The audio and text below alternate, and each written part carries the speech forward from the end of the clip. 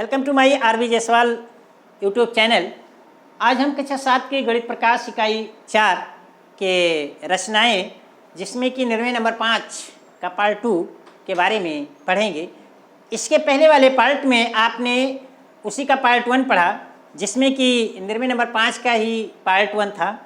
इसमें देखिए इस पार्ट में क्या करना है, ये दिया गया है कि दिए गए रेखाखंड पर दिए हुए एक बिंदु से लंब खींचना है। तो पहले पार्ट में ये था कि जो दिया गया बिंदु था वो रेखा पर ही स्थित था, और इस पार्ट में ये बिंदु जो है रेखा के बाहर क्यों, बिंदु क्या है वो रेखा के बाहर होगा। तो देखिए इससे पहले कि अगर आप लोग हमारे YouTube चैनल पे नए हैं और सब्सक्राइब नहीं किए हैं तो सब्सक्राइब कर लीजिए और बेल आइकन को भी दबा लीजिए, जिससे हमारे आने वाले वीडियो का नोटिफिकेशन आपको प्राप्त होता रहे। और वीडियो पसंद आए तो लाइक और शेयर ज़रूर करें।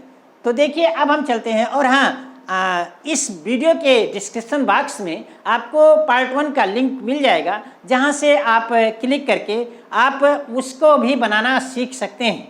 पार्ट 1 में कि बिंदु पर रेखा पर स्थित बिंदु से लंब कैसे खींचेंगे उसको भी बनाना आप सीख सकते हैं। तो देखिए यहाँ देखिए हम चलते हैं आपके निर्णय नंबर 5 के पार्ट 2 पे। इसमें दिया गया है बिल्कुल वही चीज़ दिया गया है कि दिए गए रेखाखंड पर दिए हुए एक बिंदु से लंब खींचना है। अब यहाँ दूसरी स्टेज ये शर्त लग गई है कि जब बिंदु रेखाखंड के बाहर हो। पहले वाले वीडियो में था कि जब बिंदु रेखा पर स्थित हो, लेकिन इसमें है कि जब बिंदु रेखाखंड के बाहर हो। अब देखिए सबसे पहले बस वही दो काम, पहला काम कि देखते हैं कि हमें क्या क्या ज्ञात है। तो अब देखिए दिए वो बात ज्ञात तो वही है ना कि देखिए दिए हुए रेखाखंड पर, इसका मतलब कि एक रेखाखंड ज्ञात है जिसको हमने ए बी कह लिया, और रेखाखंड के बाहर एक बिंदु पी ज्ञात है। रेखाखंड के बाहर एक बिंदु पी ज्ञात है, तो ये तो हमको ज्ञात है। अगला काम देखिए है कि रचना करनी है। किसकी रचना करनी है? देखिए बिंदु पी से रेखाखंड ए बी पर लंब खींचना है। दो बातें जो मुख्य थी वो हमको मिल गई। पहला कि हमको क्या ज्ञात है, तो ये ज्ञात है कि एक रेखाखंड ज्ञात है ए बी, हमने उसका नाम दे दिया।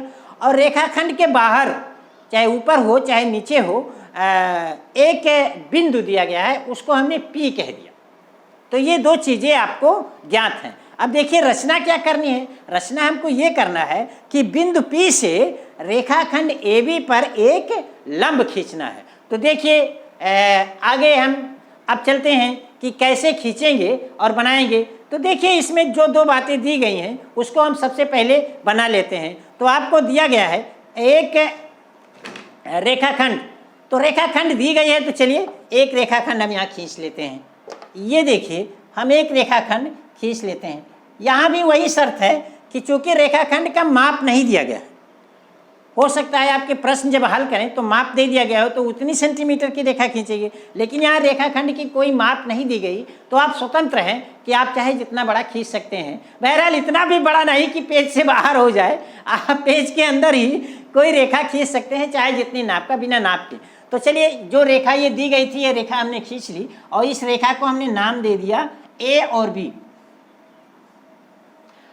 फिर इसके बाद दिया गया है एक चीज और दिया गया है कि रेखा के बाहर, इसके बाहर कोई बिंदु पी, तो कोई बिंदु पी यहाँ भी हो सकता है, ये बिंदु पी यहाँ भी हो सकता है, कहीं भी हो सकता है, आप पी कहीं भी मान सकते हैं। चलिए हमने इस बिंदु को पी को यहाँ मान लिया। ये देखिए यहाँ हमने बिंदु पी को मान लिया। ये दो बातें आपको दी गई हैं। अब देखिए रचना के चरण में वो बातें आएंगी कि जो ये बातें दी गई हैं आप लंब खींचने के लिए क्या क्या करते हैं। तो अब देखिए कि हम आगे क्या करेंगे कि सबसे पहला काम आप करेंगे कि वही प्रकार ले लीजिए। ये देखिए आप प्रकार ले लीजिए और प्रकार में पेंसिल लगा के और बिंदु पी को केंद्र मानेंगे और किसी त्रिज्या का एक चाप आप लगाएंगे जो कि रेखा ए बी को कहीं काटेगा। तो देखिए इसका नुकीला सिरा, प्रकार का नुकीला सिरा हम कहाँ रखेंगे? नुकीला सिरा हम बिंदु पी पे रखेंगे। ये देखिए नुकीला सिरा हमने बिंदु पी पर रख दिया और फिर एक चाप लगाया। चाप जो हमने लगाया ये देखिए, ये चाप रेखा ए बी को दो बिंदुओं पर काट रहा है। यहाँ देखिए बिंदु पी से एक चाप बिंदु P से एक चाप हमने लगाया और आप देख रहे हैं कि रेखाखंड AB को दो बिंदुओं पर काट रहा है। हम एक बिंदु का नाम L कह दे रहे हैं और दूसरे बिंदु का नाम M कह देते हैं। पहला काम आपका ये था कि आपने एक चाप P को केंद्र मानकर, यही काम आप उसमें भी किए थे, P को केंद्र मानकर एक चाप लगाए थे और जो दो बिंदुओं को L और M पर काटा था। यहाँ भी वही करना है कि P को केंद्र मानकर एक हमने किसी भी त्रिज्या का एक चाप लगाया। बहरहाल त्रिज्या इतनी बड़ी हो कि रेखा को कहीं काटे, ऐसा ना हो कि इतनी छोटी ले लीजिए कि रेखा के बाहर चली जाए, या इतनी बड़ी ले लीजिए कि ये कि इधर आ जाए, ये कि इधर आ जाए। तो एक उपयुक्त त्रिज्या लीजिए कि ये रेखा को कहीं काटे। अब छोटी ले लेंगे तो जब वो रेखा को काटेगा ही नहीं तो आप कहाँ से चाप लगाएंगे। बड़ी ले लेंगे तो ये के बाहर चला आएगा, बी के बाहर चला जाएगा, तो आपके किस काम का है। तो आपको त्रिज्या इतनी लेनी है, उपयुक्त त्रिज्या, कि ए और बी को कहीं ना कहीं वो काटे। रेख चाप लगाने का हमारा उद्देश्य यही था कि हमको दो ये बिंदु प्राप्त हों, एल और एम, जो रेखा को कहीं काटें। तो ठीक है, किसी त्रिज्या का हमने ये चाप लगाया कि जो एल और एम पर रेखा ए बी को काटते हैं। अगले चरण में हमको क्या करना है, बस वही कि एलएम जो ये दूरी दी गई है, इससे इसके आधे से ज़्यादा की त्रिज्या, इससे आधे की ज़्यादा की त्रिज्या लीजिए और यल को केंद्र मानकर एक चाप, लेकिन पी के विपरीत दिशा में लगाएंगे, पी के विपरीत दिशा में लगाएंगे। अगर पी बिंदु आपने यहाँ लिया है तो चाप इधर लगाएंगे, अगर पी इधर लिया है तो चाप इधर लगाएंगे। तो चलिए हम ये करते हैं कि रेखा का आधे से ज़्यादा त्रिज्या लेते हैं भाई। ये देखिए, आधे से ज़्यादा हमने त्रिज्या ले लिया और यल को केंद्र माना। ये देखिए, यल को केंद्र माना और एक चाप हमने यहाँ बढ़िया सा लगा दिया। फिर देखिए, उसी त्रिज्या का यम को केंद्र मानते हुए, ये देखिए एम को हमने केंद्र माना भाई और एक चाप लगाकर ये काट दिया। एम को केंद्र मानकर एक चाप हमने लगा दिया। आधे से अधिक, एलएम के आधे से अधिक त्रिज्या लेकर एक चाप एल को केंद्र मानकर लगा दिया और उसी त्रिज्या को यम को केंद्र मानकर एक चाप लगा दिया। आप देख रहे हैं कि ये दोनों चाप एक दूसरे को कहीं काट रहे हैं। उस बिंदु का हम कोई नाम दे देते हैं। चलिए इस बिंदु का नाम हम दे देते हैं कि ये के। अब आपको क्या काम करना है, बस आपका काम हो गया। आपका ये करना है कि P से K को पटरी की सहायता से मिला दीजिए। तो ये लीजिए, पटरी की सहायता से हम P से K को मिला देते हैं। P से K को पटरी की सहायता से, ये देखिए हमने मिला दिया।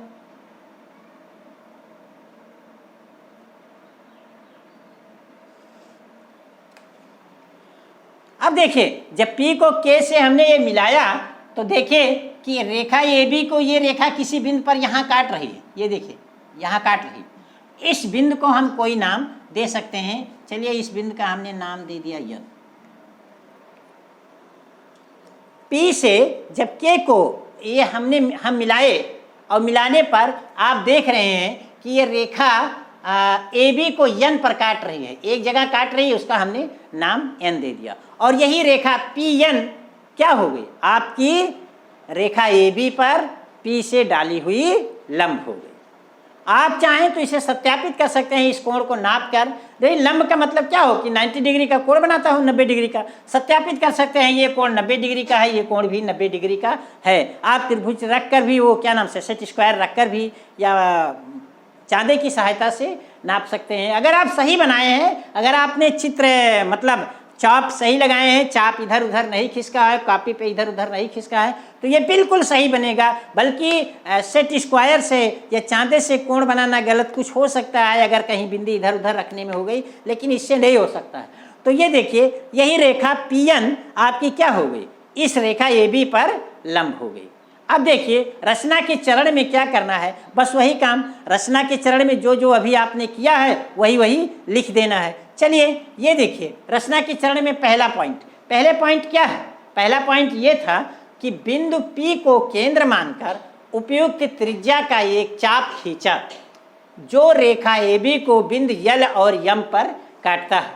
P को केंद्र मानकर उपयुक्त त्रिज्या का एक चाप, ये देखिए हमने खींच दिया, जो रेखा को AB को L पर और M पर दो जगह पर काट रहा है। ये पहला पॉइंट था, हो गया।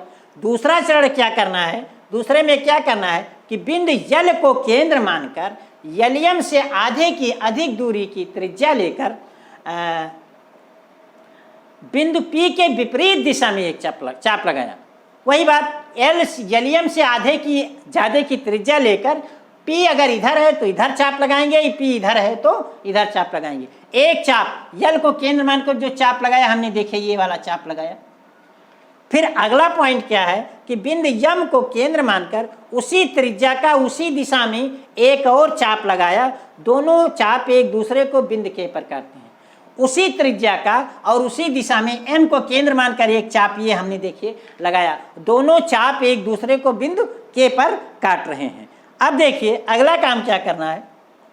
बिंदु P को K से मिलाया जो रेखा AB को N पर काटती है।